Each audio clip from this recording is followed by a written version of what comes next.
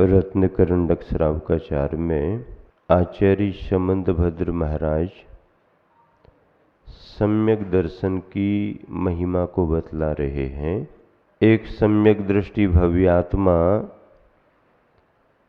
किन किन निंद पर्यायों से, दुख की अवस्थाओं से बचता है और फिर वह अपने पुण्य के योग से क्या क्या पाता है, इस तरह की चर्चा आज होगी।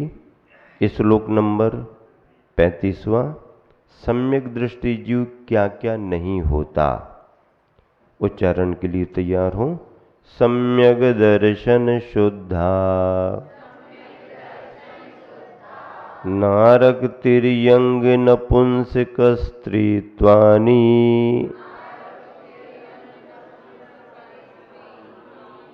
दुष्कुल विकृताल्पायुर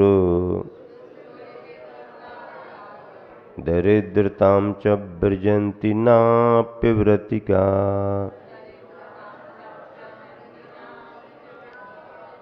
एक साथ मिलकर के इसकी लय बदल गई है। आर्य छंद है। अभी तक अनुष्टुप छंद चल रहा था, अब आर्य छंद शुरू हो गया। एक साथ लय से पढ़ें।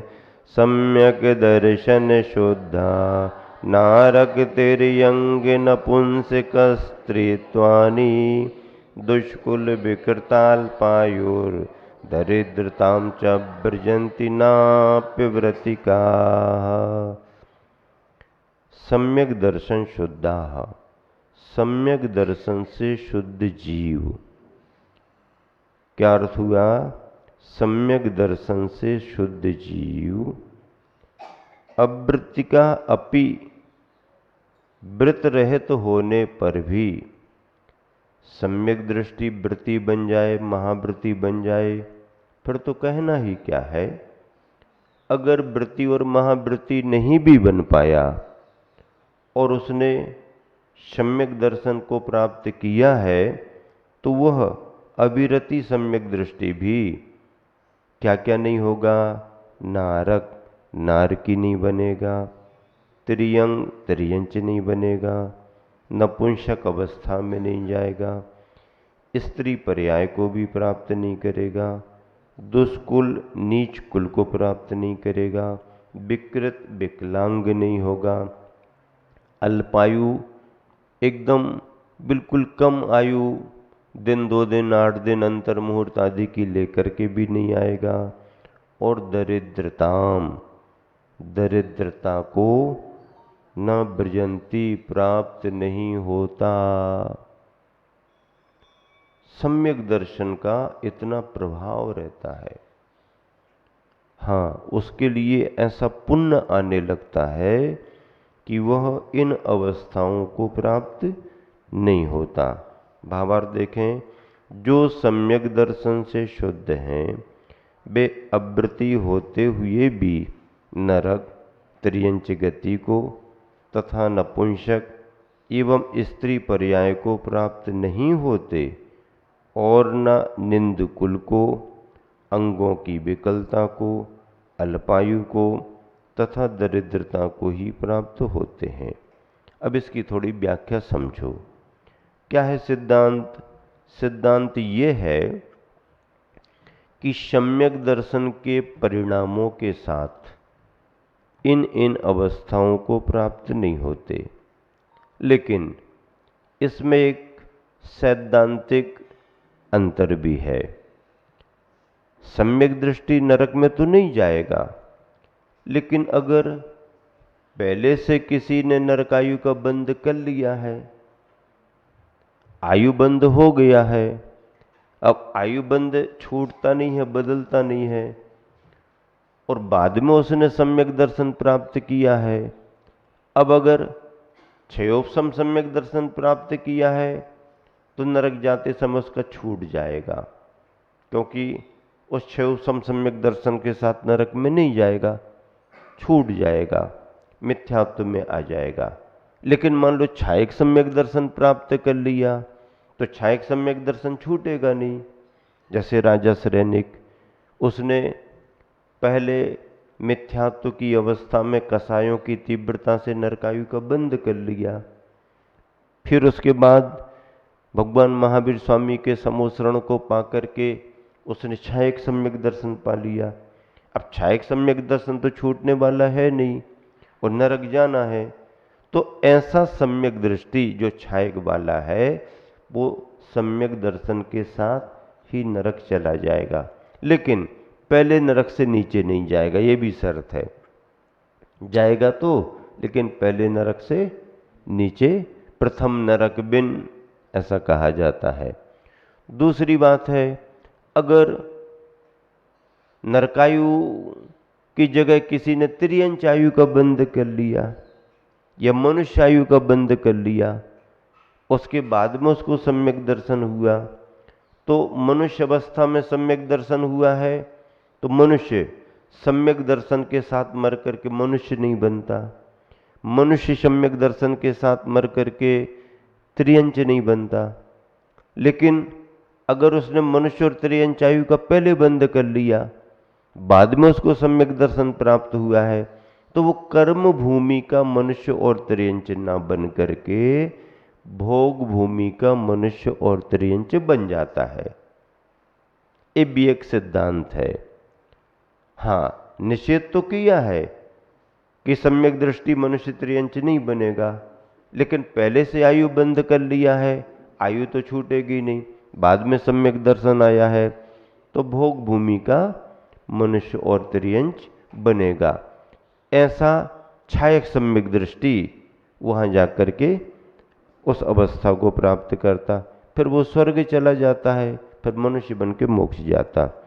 इस तरह से इस सिद्धांत को समझना। अब सम्यक दर्शन शुद्ध कहा है तो इसका अर्थ क्या है? इसको तीन तरह से अपन समझ सकते हैं। क्या है? पहला, सम्यक दर्शनम शुद्धम निर्मलम एसाम ते सम्यक दर्शन शुद्धा, अर्थात शुद्ध निर्मल है सम्यक दर्शन जिनका, ये उसकी चर्चा हो गई। शुद्ध है, निर्मल है सम्यक दर्शन जिनका, वो शुद्ध सम्यक दृष्टि हो गए। दूसरा अर्थ क्या है? सम्यक दर्शनेन शुद्धः, अर्थात जो सम्यक दर्शन से शुद्ध हैं। इन दोनों अर्थों में से सम्यक दर्शन की शुद्धता निरतिचारता है। निरतिचारता का मतलब क्या? 25 प्रकार के दोषों से रहित।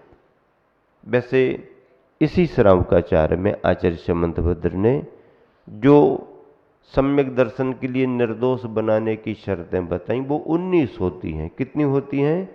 19। लेकिन प्रकारांतर से अन्य ग्रंथों से अगर बात करें तो 25 भी हो जाती हैं। 19 कैसे होती हैं? 8 अंगों का पालन करना, 8 प्रकार के मदों से, अहंकार भावों से दूर रहना, 16 हो गए, और 3 मूर्ताओं से रहित होना, ये 19 बातें हो गई।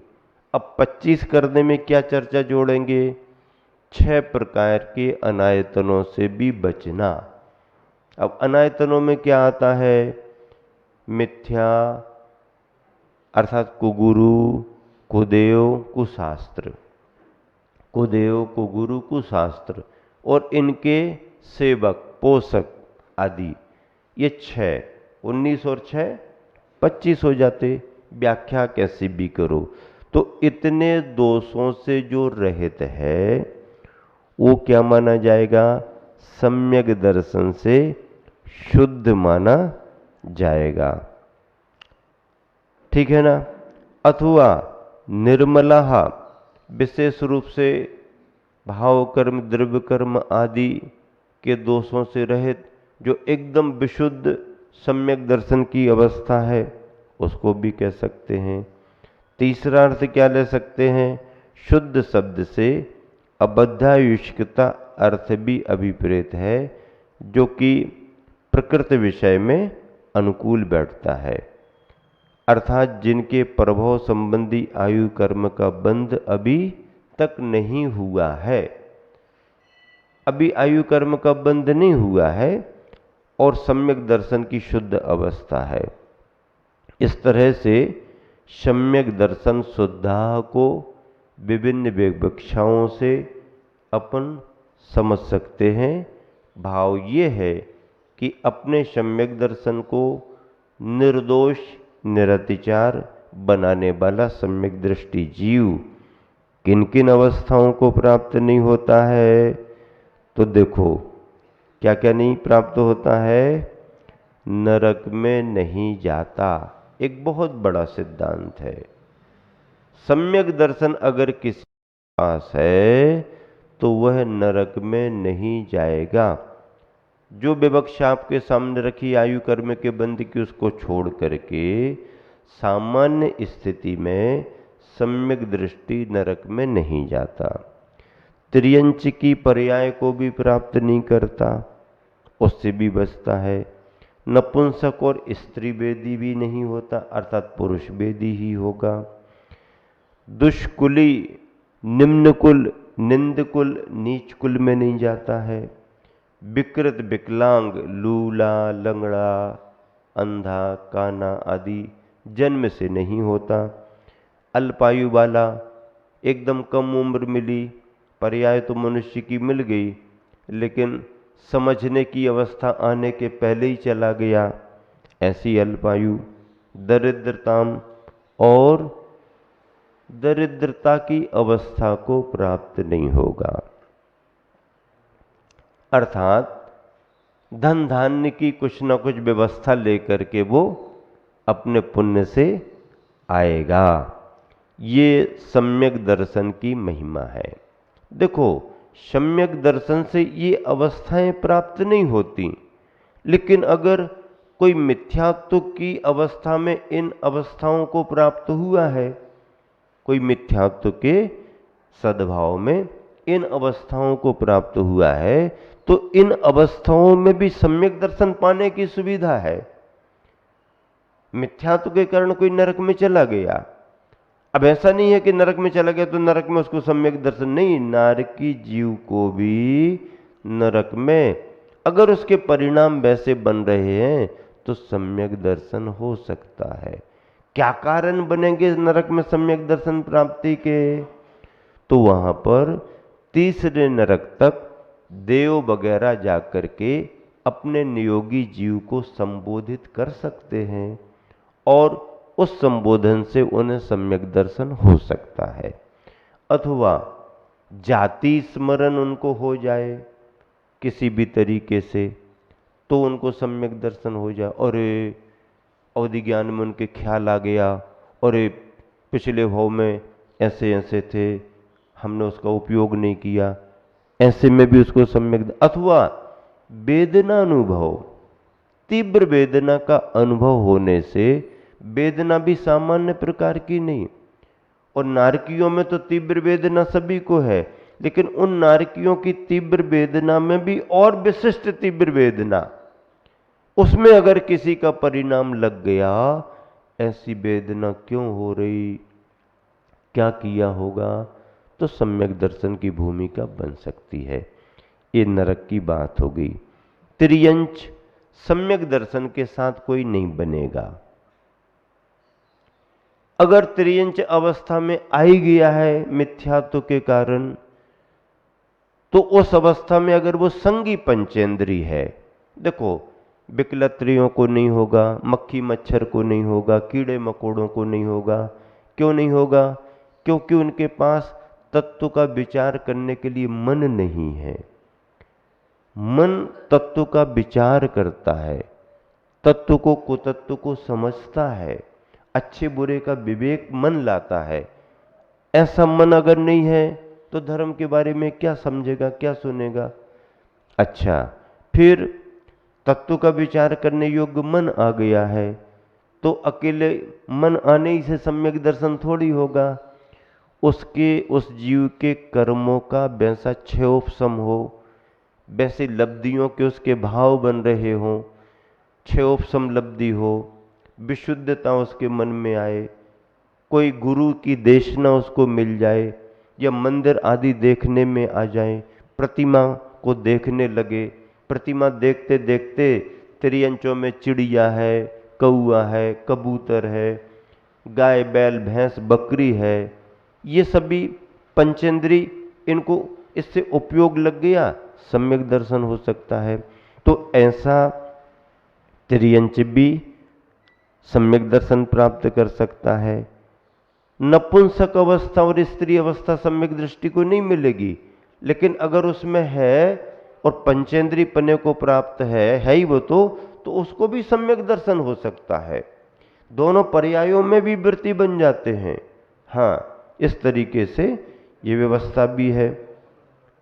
दुष्कुल विकृत नहीं होगा, लेकिन दुष्कुली और विकृत है तो इस अवस्था में भी उसको सम्यक दर्शन होगा।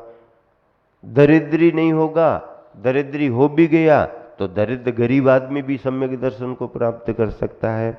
ये सिद्धांत है। चलिए दोहा पढ़ें।